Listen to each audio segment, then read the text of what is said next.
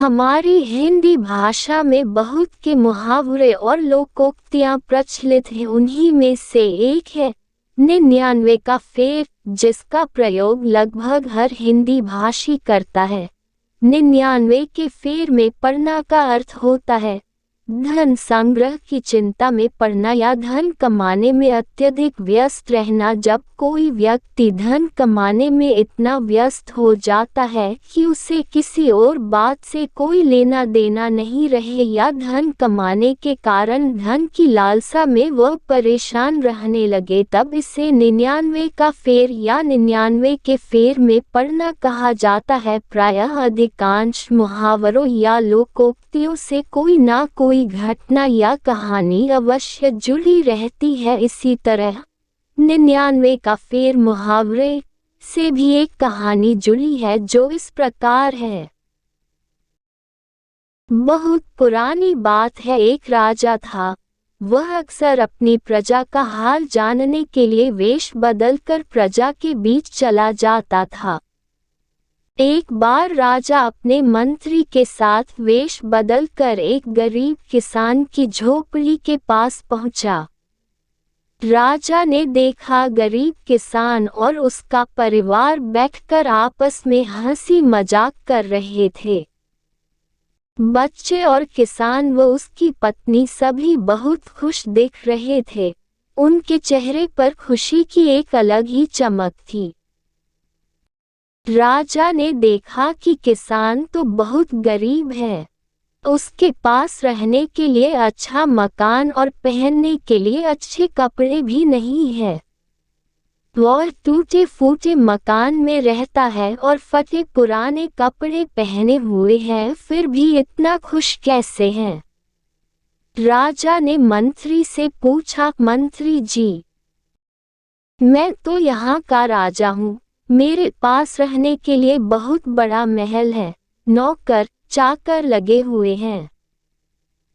मेरे और मेरे परिवार के पास पहनने के लिए अच्छे कपड़े हैं, खाने के लिए अच्छा भोजन है, फिर भी मैं और मेरा परिवार इतना प्रसन्न और सुखी क्यों नहीं है जितना इस गरीब किसान का परिवार है? मंत्री ने राजा के प्रश्न का कोई जवाब नहीं दिया और राजा से 99 स्वर्ण मुद्राएं मांगी।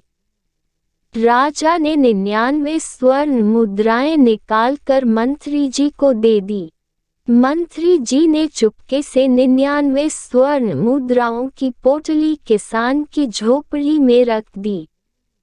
राजा ने मंत्री से फिर पूछा, मंत्री जी, अगर आपको रखना ही था तो पूरी 100 स्वर्ण मुद्राएं रख देते, आपने 99 स्वर्ण मुद्राएं ही क्यों रखी? मंत्री ने उत्तर दिया, महाराज, हम यहाँ कुछ दिनों बाद फिर से आएंगे, तब आपको स्वयं ही इस प्रश्न का उत्तर मिल जाएगा। इतना कहकर राजा और मंत्री वापस अपने महल चले गए। इधर किसान और उसकी पत्नी ने जब अपनी झोपड़ी में स्वर्ण मुद्राओं से भरी पोटली देखी तो उन्हें अपनी आंखों पर विश्वास नहीं हुआ। उन्होंने पोटली खोलकर मुद्राओं को हाथ से छूकर देखा, तब उन्हें विश्वास हुआ कि यह असली स्वर्ण मुद्राएं हैं। उन्हें ये समझ नहीं आ रहा था कि यहाँ स्वर्ण मुद्राएं किधर से आई। दोनों ने झोपड़ी के आसपास देखा, लेकिन उन्हें कोई भी दिखलाई नहीं दिया। दोनों ने इसे ईश्वर का आशीर्वाद समझकर रख लिया। किसान अपनी पत्नी से बोला, अरे भाग्यवान, इसे गिन तो लो, इसमें कितनी स्वर्ण मुद्राएं हैं।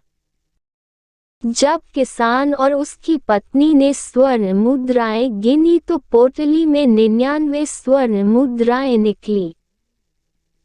पहले तो उन्हें लगा कि शायद उनकी गिनती में कुछ गड़बड़ हो गई है, इसलिए उन्होंने 2-3 बार पुनः गिनती की, किंतु हर बार उन्हें 99 स्वर्ण मुद्राएं ही मिली।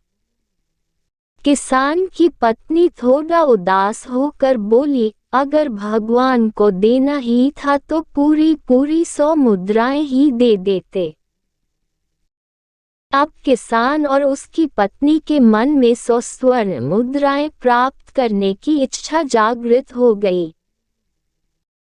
किसान की पत्नी किसान से बोली, हमारे पास 99 स्वर्ण मुद्राएं तो हैं, अब हम किसी भी तरह मेहनत करके एक स्वर्ण मुद्रा जोड़कर पहले पूरी 100 स्वर्ण मुद्राएं करेंगे, इसके बाद ही इस पैसे का कुछ उपयोग करेंगे।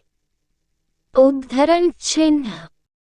इस तरह किसान और उसकी पत्नी एक स्वर्ण मुद्रा जोड़ने में लग गए।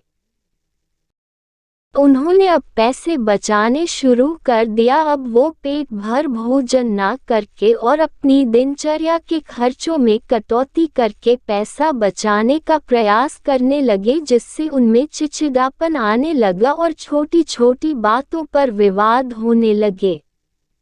कुछ दिनों बाद राजा और मंत्री किसान की झोपड़ी के पास पहुंचे। उन्हें दूर से ही झोपड़ी के अंदर से लड़ाई झगड़े की आवाज आ रही थी। राजा और मंत्री ने झोपड़ी के पास जाकर देखा तो किसान और उसकी पत्नी झगड़ा कर रहे थे और बच्चे डरे हुए एक तरफ बैठे थे। अब पहले की तरह ना तो किसान के परिवार के चेहरे पर चमक थी, न ही किसी तरह की कोई खुशी और प्रसन्नता। राजा को कुछ समझ नहीं आया और उन्होंने मंत्री से पूछा, मंत्री जी, कुछ ही दिनों में माहौल उल्टा कैसे हो गया, ये सब क्या है? मंत्री जी बोले, महाराज, ये सब 99 का फेर है। पहले किसान और उसकी पत्नी को भविष्य की कोई चिंता नहीं थी, न ही पैसे कमाने और जोड़ने की कोई फिक्र थी। पहले इनके पास जो कुछ भी था उसी में अपना गुजारा करते थे और पैसा बचाने और उसे जोड़ने की चिंता ना करते हुए चैन से रहते थे, इसीलिए ये खुश थे। जब इन्हें 99 स्वर्ण मुद्राएं हुई तो और अधिक पाकर 100 स्वर्ण मुद्राएं बनाने के फेर में सुख चैन सब खो बैठे।